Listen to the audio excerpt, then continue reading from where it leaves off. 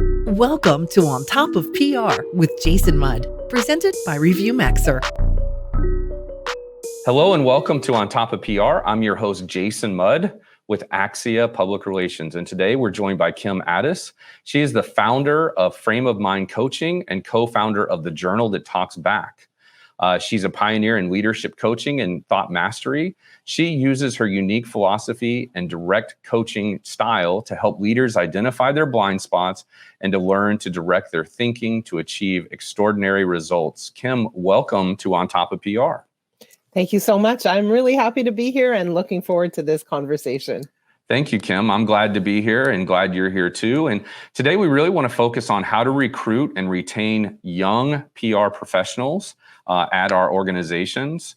I think this is a very timely and important topic. Generally speaking, it tends to be, younger professionals who are working in PR, especially at the entry level and even on up to mid-level. It seems to be a young person's profession. It seems to be a profession that is mostly dominated by females in the workforce. And so, of course, both or any of those combinations require, unique consideration of how do you create a great employment experience for those individuals. And as the generations change, they're looking for different things. So I think this is a timely topic. We're recording this in September of 2022.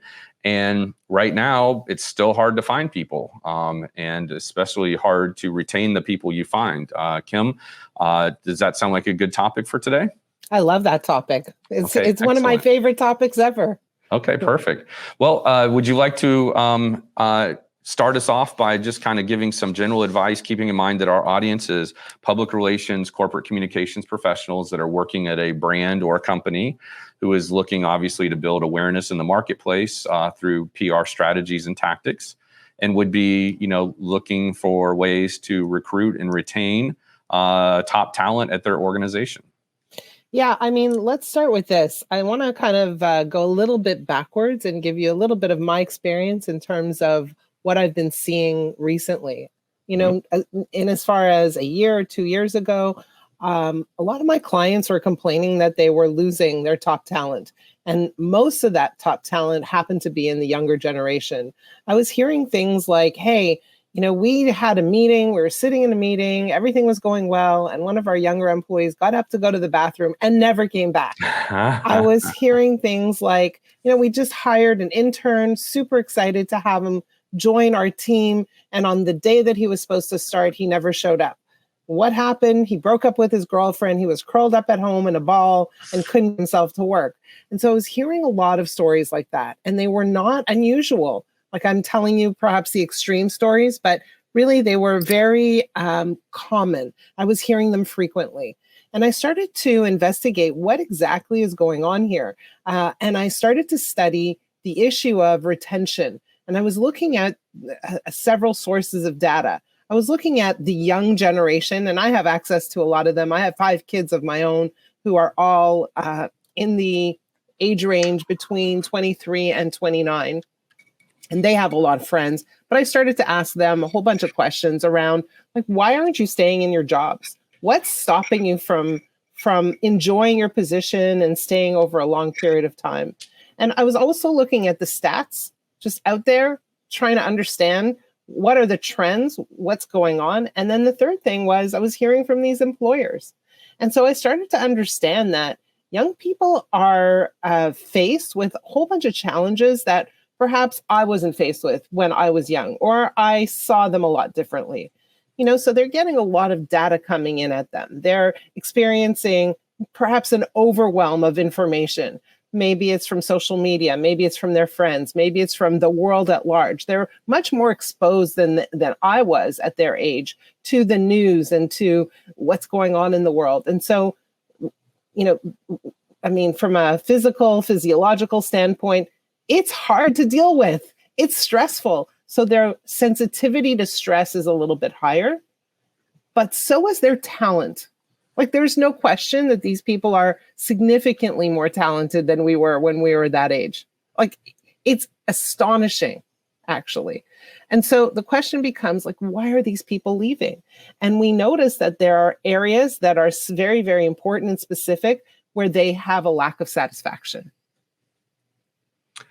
That's interesting. I think that, that you're right. There are very talented people available in the workforce. I worry sometimes that they don't feel challenged, or they might feel like, there's certain stuff that is, above their pay grade. And I have teenagers, and, they're just not willing to pay their dues in the entry level roles that they're able to get as teenagers in the workforce, and, and all that stuff. So, I think there's a lot of elements at play here, Kim. But my understanding is that this led you to create or launch a coaching program called The Journal That Talks Back. Can you tell us more about that?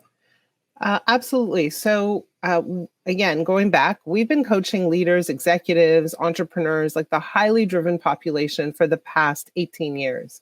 And when we started to notice this problem, this turnover problem, and even let's call it a mental health issue among this group of people, we said, how can we serve them a little bit better? Mm-hmm. And so we created the Journal That Talks Back. And essentially what it is, it's a coaching program that is unlimited, accessible, affordable for this group of people. So let's say you have a young person in your life, they get assigned to a coach, they come onto our platform, and the coach is a real human being. It's not a bot, it's not a robot, it's not AI, it's human to human contact. They go onto our platform, they select a journaling prompt if they want, and they start journaling. And every time they journal, their coach reads and responds to their journal. So they're communicating with their coach as often as they want. They can journal once a week, once a day, 12 times a day. It doesn't really matter. Their coach will be reading and responding to their journal within 24 hours. So it's a huge amount of intimate conversation that's going back and forth. So their coach really gets to know them very well. And we invite them to discuss all of the things going on in their lives, not just professional, everything. Whatever's on your mind, nothing's off the table. And so there's a place for them to unload that stress. There's a place for them to discuss the bumps that are happening at work, maybe the interpersonal conflicts or the frictions they're having, and to work through them, to understand them with greater clarity. And Kim, is this, you mentioned, I think you alluded to this, if the individual doesn't feel up to or doesn't feel inclined to journal, are there other ways to interact, or are you really looking for them to journal? We're looking for them to journal. Now, here's the thing. If you look at how younger people communicate with one another, they're always texting or Snapchatting or Instagramming, right? Like that's what they're doing, or TikToking now. But so we are leveraging their modality of communication. They don't want to get on a phone and talk to somebody. Every time I tell my kids, hey, why don't you just call? They say, Mom, we don't do that. Right. So we're leveraging the way that they are comfortable communicating in a private and secure way. So Kim, why is it that when these individuals who don't want to make phone calls, when they finally do make a phone call, they admit, gosh, that was so much easier and quicker and more productive, but then they don't go back to the comfort of using a phone again? Because it's not comfortable. Because it's not comfortable. That's the whole point. Like when you call it the comfort of using a phone, it's not actually a comfortable thing for them. Yeah, no, that's very uncomfortable. Yeah, I'm sorry. That's what I mean is that, they're not comfortable using the phone. Yeah. But they do come back and say, that was so much easier to just get somebody on the phone and have a conversation with them. Because they have anxiety about getting on the phone, and the anxiety. So what it boils down to is this. Every single person that you know, that I know, we all have a dialogue that runs in our head. And that dialogue will determine what we do, how we do it, how successful we are at doing it. Doesn't really matter. So I'll give you an example. Every time I do a presentation, I ask for a volunteer. Well, I had one yesterday, and it was a virtual presentation. I asked for a volunteer. There's a group of, let's say, 40 people. Only one person volunteers. The question is why? When I ask for a volunteer, it means you're probably going to learn something. It's probably going to be a memorable moment for you in your life. It's probably going to stick with you a little longer than usual. So why isn't everybody volunteering? Because they have a dialogue in their head that says, I don't want to embarrass myself. I don't know what she wants from me. Right. This is a risky experience, right? Yeah. And so when we look at being on the phone, it's the same dialogue that takes place. I don't know what's going to happen. I don't know what they're going to say. I don't know if I'm going to have the words to answer back. This is a risky experience. And so when we perceive risk, what do? Avoid. We avoid. We don't take action, right? Yeah. It's normal to shield ourselves from risk. And so, okay, great. It was a good conversation this time with this person, but next time it's another person. And the risk still stays the same. So that dialogue, even if it's fabricated, is what runs our lives. My job is to understand what is the dialogue that's taking place for you, and how is that dialogue aligned or misaligned with your goals. Does that dialogue help you move forward, or does it actually hold you back? Is it reasonable to think that after a certain number of reps of having positive and productive experiences, making voice calls, that the person will then warm up to it and no longer have this anxiety? Of course. I mean, it's like being a speaker, right? I'm a speaker. I've been speaking for pretty much my whole life. But when I was young and I had a speech to do at school, well, you can bet I was in the bathroom for the 30 minutes prior to my speaking engagement. Look at me now, right? No problem. Let's go. Let's get the show on the road, right?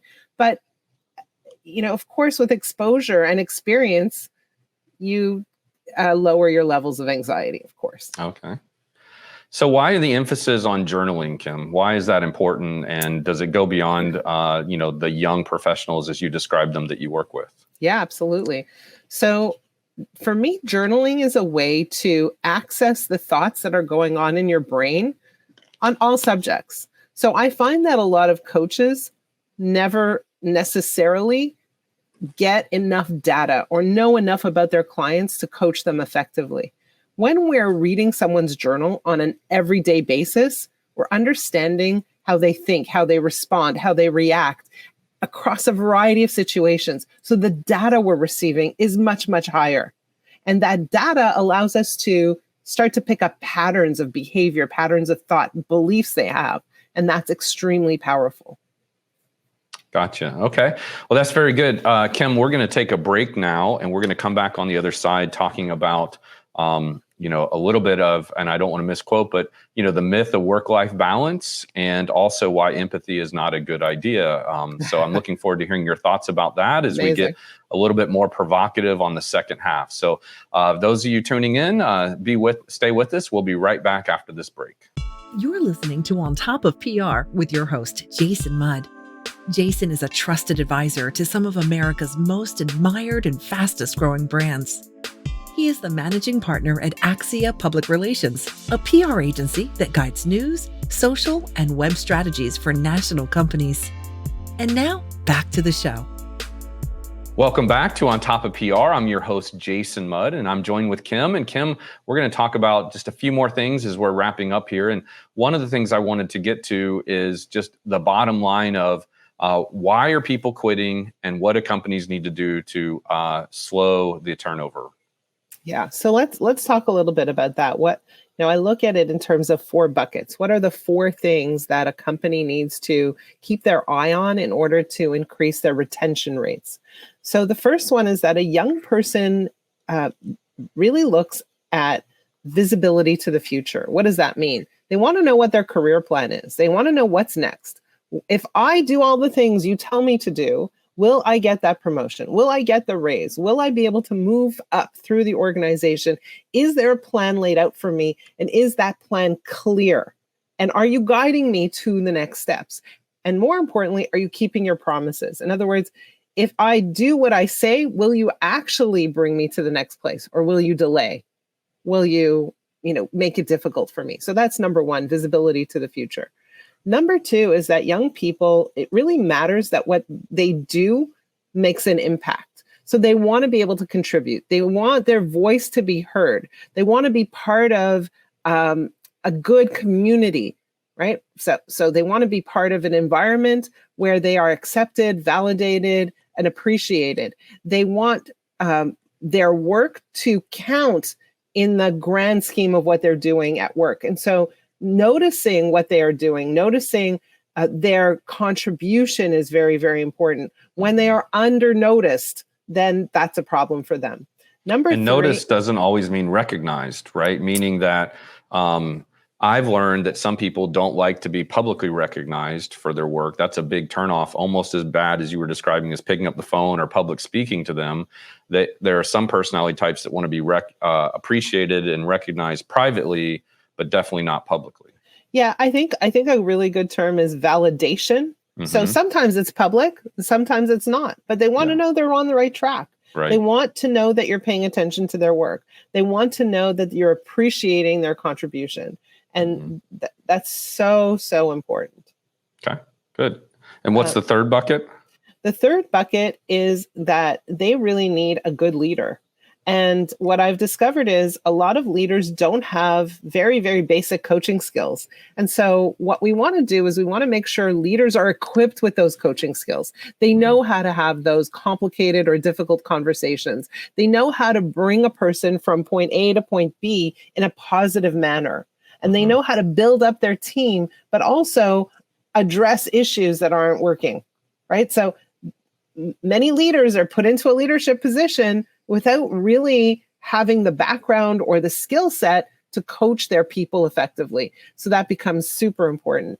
And then the last bucket is that young people need support. They need support outside of the workplace. So when they're feeling that anxiety, when they're feeling that turbulence, when they start a new job and they're unsure of themselves and they're not reading the room properly, or they get feedback from their boss and they think it's the end of the world, they need a place to go and work through that. And you know, a lot of times maybe there's something going on in their personal lives and they bring it to work. So they need a safe third-party place to work through it. And this is why we've brought the Journal That Talks Back to a lot of corporate environments to help with that piece as well. We also teach leaders how to coach. But you know, this element cannot be overstated, because a young person cannot go to their boss and say, hey, I'm feeling uncomfortable at work. Because that creates a really strange dynamic. It's not unbiased in that case. So they need a safe, unbiased place to work through that discomfort. And that's really important. So those are the 4 buckets that we want to make sure are addressed. And where might our audience go to learn more about the Journal That Talks Back in your corporate program? Yeah, the journalthatalksback.com. Really easy. Yeah. Yeah, perfect. And then we were talking earlier about, work-life balance. You know, I've heard other speakers say that it's a myth. I think what you're saying is that it shouldn't be overly focused on, but I don't want to speak for you. Kim, tell us what you think about work-life balance. Let's talk about balance for a minute. So have you ever been to a park where there's a seesaw? Yes? Of course. Okay. So what is a seesaw? It's like this, right? And so when two kids, I can't straighten out my arms here. When two kids are on a seesaw, and they're in perfect balance, what is happening? Nothing. Exactly. Nothing's happening. So do we want a lifetime of this stillness? No, we want moments of stillness, right? We like that, moments of stillness, but we don't want a lifetime of stillness. We want a lifetime and what we're really trying to do with the people we work with is we want to help them enjoy the ride, not white knuckle the ride. Yeah. Right? So we're building their resilience so that when the bump goes up or down, they're having fun. They're enjoying it. They're not scared out of their minds. They're not terrified. They're not so anxious that they just want to get off. They have the wherewithal to be able to handle the ride when it gets a little rocky, right? So turbulence. The idea, exactly. The idea is not to have a lifetime of stillness, a lifetime of balance, where everything is exactly in order. Things get out of order in life. You have kids, you know, right? Things get out of order in life. And the idea is, do you have it in you to handle the disorder when it comes along? So embrace the clutter and chaos of life. And clean up sometimes, but you know, you're not going to spend your whole life cleaning up. Right. And I guess to your point, if you're expecting that balance all the time, you will always be disappointed. You'll always be in a state of discomfort and and anxiety when things aren't in order, and things aren't in order in life. That's just not the way it works. All right, so we're going to close on empathy is not a good idea, you say. So fill me in on that, because I feel like everyone else has a contrarian opinion. So I appreciate it when our clients and individuals have a unique, provocative, or contrarian point of view. So let me hear yours. Well, let's define empathy for a moment. What is empathy? I think a lot of people don't understand the real term. So empathy is putting yourself in someone else's shoes and feeling their emotional state.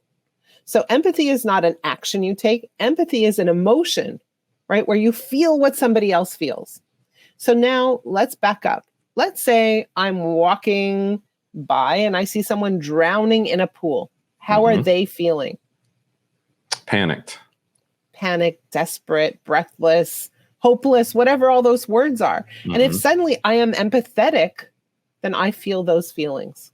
And the moment I feel those feelings, I've disabled myself. I cannot help them. What I've done is I've jumped in the pool and started drowning right beside them. Right? That's not productive. Not productive. I need to have compassion. I need to see this person is drowning. I need to say, oh my goodness, they need help. But I need to have the presence of mind and the wherewithal to stand on the side of the pool and reach in and pull them out. But empathy in this moment is not useful. And this is what people don't understand when we talk about empathy. They think, yes, we must be empathetic. No, we can be compassionate. We can be understanding. We can acknowledge that someone is suffering, but jumping in the pool beside them never serves them. Never does. Yeah, that's good. Okay. Very interesting. Thank you for sharing that, Kim. So if our audience today, because our audience today really enjoyed hearing from you and learning from what you shared, what would be a great way for them to connect with you? Is it LinkedIn? It could be LinkedIn. It could be just go to our website, frameofmindcoaching.com, or send me an email. I love hearing from people. It's kim@frameofmindcoaching.com. Perfect. And when you do reach out to Kim, please be sure to let her know you heard about her on top of PR, because that's our job here, is to help you stay on top of PR and on top of whatever challenges and issues, topics, trends that are happening in the public relations business. So with that, that's another episode of On Top of PR, and I appreciate you tuning in. We thank Kim for joining us. And if you found this episode to be valuable, please take a moment and share it with a colleague. And also be sure to check out Kim's website and see if her solutions might be helpful to you and your workforce. With that, this is Jason Mudd from Axia Public Relations signing off. Be well, and I hope something great happens to you today. This has been On Top of PR with Jason Mudd, presented by ReviewMaxer. Be sure to subscribe so you don't miss an episode, and check out past shows at ontopofpr.com.